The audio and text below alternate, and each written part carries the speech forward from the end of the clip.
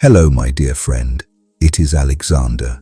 I'm so grateful we can share this time to step away from the noise of the world and reflect on something that truly matters. Today, I want to talk to you about a silent, hollow feeling that haunts even the most successful people. It is a feeling of quiet desperation, a sense of being a stranger in your own life.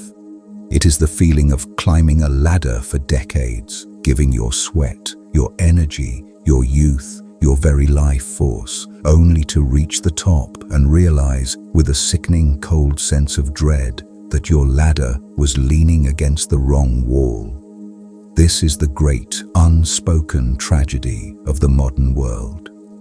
Hollow success. We are taught from childhood to chase the what, the job title, the salary, the big house, the social media following, the external validation from people who, themselves, are often lost. We are taught to be practical, to be realistic, to follow the safe path. We are told what to do, but we are never ever taught to ask why we are doing it. And so we achieve, and we accumulate, and we find ourselves empty. We find ourselves in a beautiful, well-furnished room with no air to breathe. We become victims of our own success because the what can never, ever sustain the soul. The what is the fruit, but the why is the root, and we have been trying to live on fruit from a dead tree. Simon Sinek, in his profound work, revealed that all great leaders, all lasting movements, and all deeply fulfilled people operate from the inside out. He calls this simple, powerful idea the golden circle. It has three parts. On the outside is your what. This is your job, your product, the actions you take. It is the most visible and the most superficial layer. In the middle is your how. This is your unique selling proposition, your values, the skills that differentiate you, the process you follow. But at the very center, the source of all power, the engine of all meaning, is your why. Your why is your purpose. It is your cause, your core, unshakable belief. It is the single driving reason why you get out of bed in the morning, even on the days when resistance is screaming at you to stay down. It is the contribution you want to make to the world. It is the answer to the question, for what and for whom am I willing to suffer? This why is not a goal to be achieved and checked off a list. It is a compass to be followed. It is the permanent, unshakable North Star of your life. And the crisis of meaning you feel, that hollow ache in the quiet of the night, is simply the pain of your soul realizing that your daily actions, your what, are no longer in alignment with your why. Therefore, the very first step in building a meaningful life, before you write a single goal, before you try a new habit, before you create a 5-year plan, is to go on an archaeological dig into your own heart. You must find your why. This is not an intellectual exercise, it is an emotional one. Your why does not live in your rational brain, it lives in your limbic brain, the part of you that feels trust, loyalty, and love. It is a feeling. You must ask yourself, when in my life did I feel the most alive, the most fulfilled, the most myself? When did I lose all track of time? Go back to those moments. Was it a time you were teaching someone? A time you were creating something? A time you were protecting someone? A time you were in nature? What was the common thread? Was it a feeling of contribution, of mastery, of connection, of creation? Your why is not to be rich or to be famous. Those are WHATS. Those are byproducts and they are shallow ones. Your why is a verb. It is a contribution. My why is to inspire people to see their own potential. My why is to build spaces that make people feel safe. My why is to protect those who cannot protect themselves. This discovery is the most important work you will ever do. It is the spiritual foundation, the solid ground upon which you can now begin to build the unshakable architecture of a truly meaningful and finally profound life. Once you have uncovered your why from the deep, often difficult archaeological dig into your own soul, you possess the most powerful tool in the universe, your inner compass. You now have your North Star. But a compass is useless if you do not have the courage to follow it, or a map to guide your journey. A why without a how is merely a beautiful, abstract wish. It is a dream that dies at dawn. This is where we must transition from the soul of cynic to the system of Covey. We must become the architect of the life that your why demands. The very first habit, the foundation upon which the entire structure of your life is built, is to be proactive. This is not a simple suggestion. It is the covenant of choice. This is the moment you must decide to graduate from being a victim of your life to being the architect of it. The vast majority of people live in a reactive state. A reactive person is a slave to circumstance. They are a leaf blown by the wind of external events, other people's opinions, and their own fleeting moods. When the weather is good, they feel good. When someone criticizes them, they are defensive and angry. When the traffic is bad, their day is ruined. Their language is one of powerlessness. I have to. I can't. My boss makes me so mad.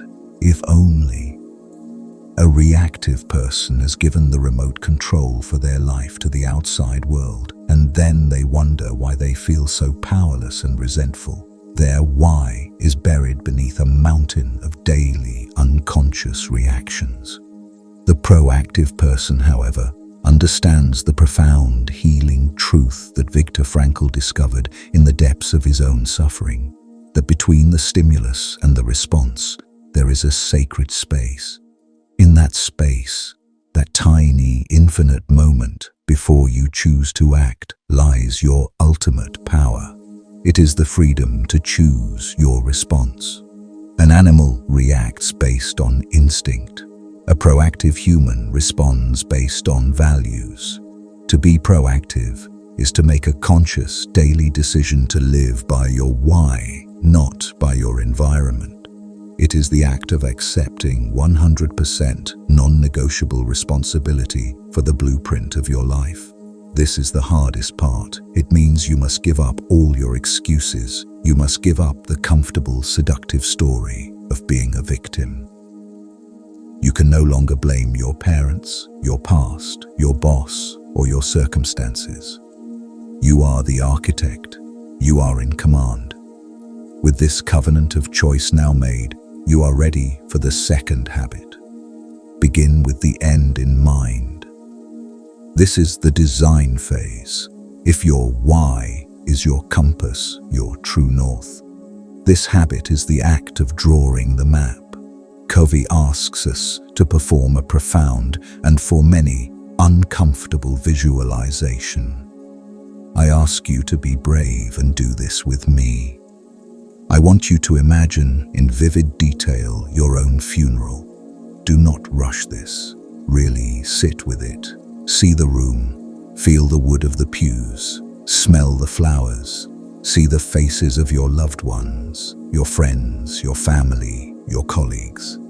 Now imagine that 4 people are going to speak. 1 from your family, 1 from your friends, 1 from your work, and 1 from your community or a service you were part of. What do you want them to say about you?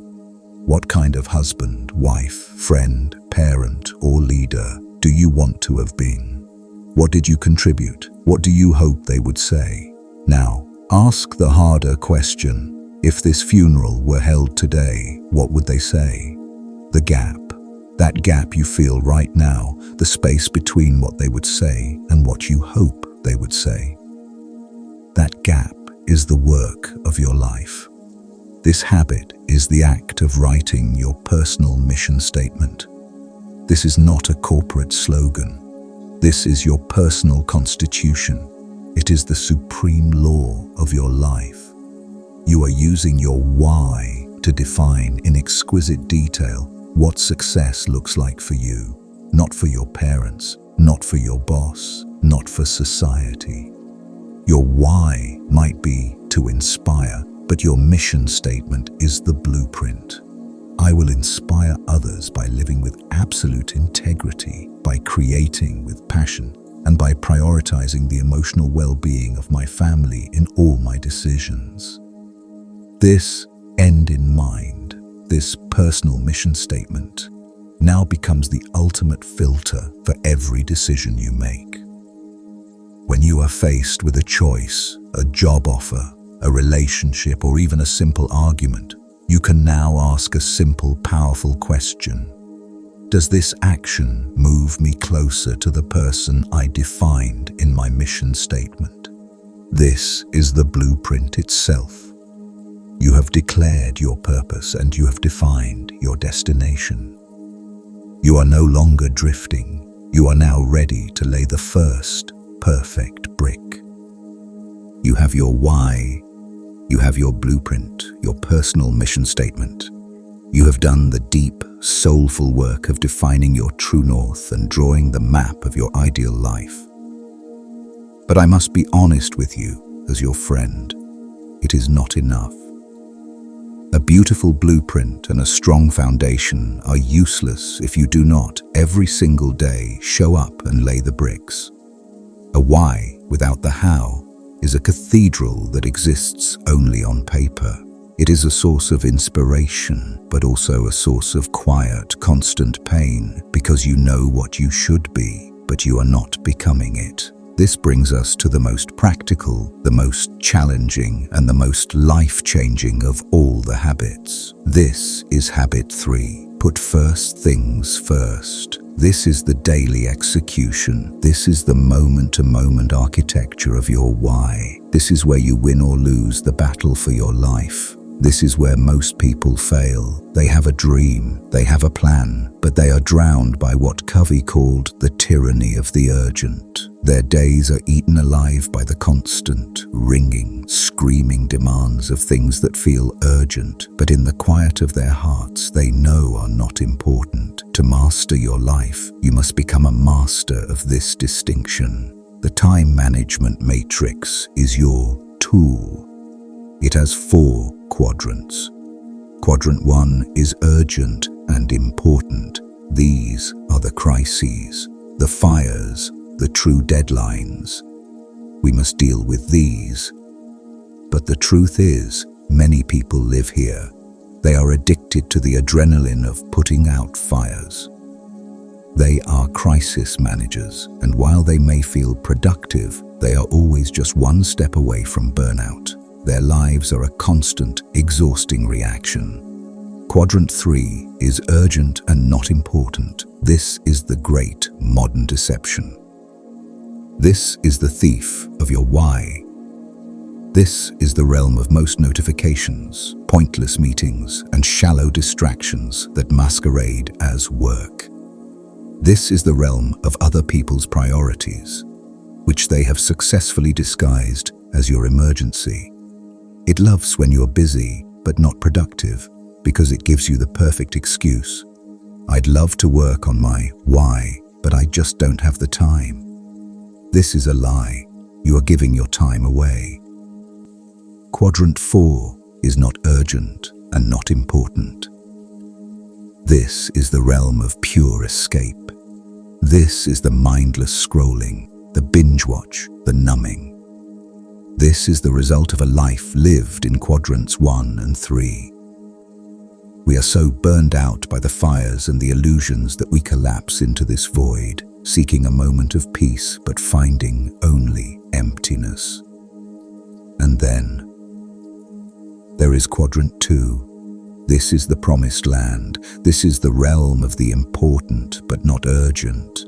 This is the cathedral of your why. This is where all meaning, all growth, and all true success lives. What is in quadrant 2? Your personal mission statement. building your relationships. Deep, focused work on your most important project. Planning for the future. Learning a new skill. Protecting your physical health. This is the work that no one will ever ask you to do. It is the work you must schedule, or it will never happen. To live a meaningful life, you must ruthlessly shrink Quadrant 1 by being proactive, absolutely refuse to live in Quadrant 3, and consciously schedule Quadrant 2. You must shift your entire life's focus to what is important but not urgent. This habit is the daily, moment-to-moment defense of your why. It requires you to have the profound courage to say no. No is the most powerful word a proactive person can wield. You must say no to the good, so you can say yes to the best. You must disappoint people for the urgent things, so that you do not disappoint yourself on the important things. So how do you do this? You practice the weekly revolution. You stop planning your life day by day, which is a recipe for living in Quadrant 1. Instead, once a week, you sit down for 30 minutes in a quiet space. You look at your personal mission statement. You look at your why. And you ask yourself, what are the most important things I can do this week to move my blueprint forward? Covey called these your big rocks. Maybe it's write 5 pages, have a date night, and go to the gym 3 times. You take those big rocks, your Quadrant 2 activities, and you put them in your calendar first. You schedule them with the same unbreakable commitment as a doctor's appointment. Then, and only then, do you let the sand and gravel of life, the emails, the small tasks, the fires, fill in the spaces around them. This is the forge of character, where your why is hammered into the what of your daily reality. This is the practical, non-negotiable action that separates the dreamer from the master. By mastering the daily architecture of your life, you have achieved the private victory. You have done the solitary work. You have built a fortress of integrity by honoring your why. You are no longer a victim of the urgent. You are the master of the important. You are the architect of your own character. But a meaningful life is not lived in isolation. A fortress is only a starting point. Now that you have mastered yourself, you must learn to build with others. We now move from the private victory to the public victory. This is the architecture of interdependence. The first philosophy of this new architecture is Habit 4. Think win-win. This is not a negotiating tactic. It is a total paradigm of human interaction. The world, my friend, trains us from birth to operate from a scarcity mindset. It teaches us that for me to win, you must lose. That life is a zero-sum game. This win-lose thinking is the source of all rivalry and conflict. Or, even worse, we are trained in lose-win, where we play the martyr, say yes when we mean no, and bury our own why to please others, only to grow sick with resentment. Win-win is the higher path. It is the philosophy of the abundance mindset. It is the courageous belief that there is plenty for everyone, that your success doesn't diminish mine, and mine can amplify yours. It's not my way or your way. It's a better way. This is the only philosophy that aligns with your personal mission statement. How can you live a life of integrity if you build your success on the failure of others? A true why is always about contribution. This habit requires courage to state your win and empathy to seek theirs. And when you cannot find a synergistic solution, You must have the courage to walk away, win-win or no deal. This is the ultimate expression of proactive integrity. But a win-win philosophy is useless without trust. This brings us to the master tool. Habit 5. Seek first to understand, then to be understood. This is the secret to all human connection. Most people do not listen. They wait impatiently for their turn to speak. They listen with the intent to reply, not the intent to understand. They are formulating their counter-argument, their brilliant story, their solution, while the other person is still speaking. This is the autobiographical response. We judge, probe, advise, or interpret from our frame of reference. The other person feels this. They feel unseen and invalidated. To live a meaningful life, you must practice empathetic listening. This is not a technique, it's a paradigm shift. It is the act of quieting your own ego, silencing your mental chatter, and climbing inside the other person's frame of reference. You must see the world through their eyes, feel what they feel. You are not just listening to the words, you are listening for the feeling behind them. The need to be understood is one of the deepest human needs. When you give someone the sacred gift of your full, non-judgmental attention, you are giving them psychological air. You are healing them, and only then, after they feel truly seen, are they open to your why. This is how you build the emotional bank account. This is the metaphor for the trust in a relationship. Every time you listen or keep a small promise, you make a deposit. Every time you interrupt or misunderstand, you make a withdrawal. You cannot build a cathedral with people who don't trust you. When you have a high emotional bank account and you are dedicated to a win-win philosophy, you unlock the magic of habit 6. Synergize. This is not compromise, where 1 + 1 = 1.5. This is synergy, where 1 + 1 = 1, 3, 10, or 100. This is the moment where the whole becomes greater than the sum of its parts. It's when two whys align and a new creative third alternative appears, an idea that neither of you could have ever found on your own. This is where your architecture becomes a true cathedral. It is the fusion of different perspectives, respected and valued, that creates something transcendent. This is how you build a family, a team, a legacy. Your why becomes a we. My friend, we have now walked the entire path of the architect. You have found your why, a compass for your soul. You have created your inner blueprint and made the covenant to be proactive. You have mastered the daily architecture of your time with the big rocks. And you have built the great bridges to others through trust, empathy, and synergy. You have built your cathedral. The private victory is secure. The public victory is underway.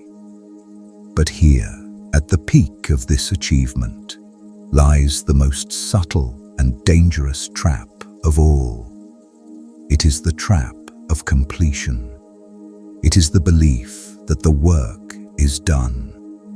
The builder, having built the cathedral, now walks away, and the magnificent structure is left to face the wind and the rain and time.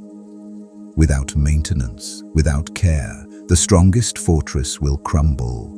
The brightest purpose will grow dim. The sharpest tool will go dull. This brings us to the final and most important habit. The habit that makes all the other habits possible. This is sharpen the saw. This is not a luxury or something you do if you have time. It is the sacred, non-negotiable ritual of renewal. It is the act that ensures your greatest asset, you, is not consumed by the very life you are trying to build. You are the architect, the builder, and the tool. If you break, the entire cathedral collapses. Covey breaks this essential life-sustaining habit into 4 dimensions, and you must honor all of them. First, the physical dimension. This is your body. This is the sacred vessel that carries your why through the world. We are not talking about vanity. We are talking about energy. Your why requires your peak energy. Your relationships and your deep work demand vitality. You must honor your body with clean food, which is the fuel. You must honor it with deep, consistent rest, which is the repair. And you must honor it with movement, which is the engine. You are not exercising. You are sharpening your physical saw so you have the clarity and the stamina to serve your purpose.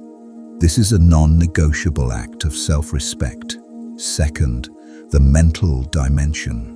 This is your mind. This is the architect.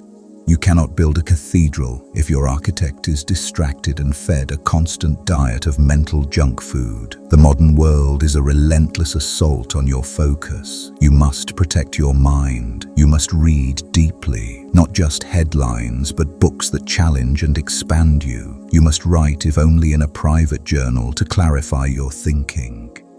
You must step away from the noise to simply think. This is how you keep your mind sharp, curious, and open to the new and better ways to build your life's architecture. Third, the social emotional dimension. This is your heart. This is the maintenance of your most important connections. A meaningful life is a shared life. You can have all the success in the world, but if your primary relationships are in ruins, you are a poor person. This dimension is where you proactively build your connections. This is where you make daily deposits in the emotional bank accounts of the people who matter most. This is not a grand gesture once a year. It is the small, daily act of truly listening. It is keeping the small promise. It is the apology given freely. It is the note of encouragement. It is choosing to be kind over being right in a small argument. This is the sacred work of nourishing the human heart, both yours and theirs. And fourth, the spiritual dimension. This is your soul. This is the act of reconnecting every single day with your why. This is the anchor. Without this, all the other dimensions become hollow. This is prayer.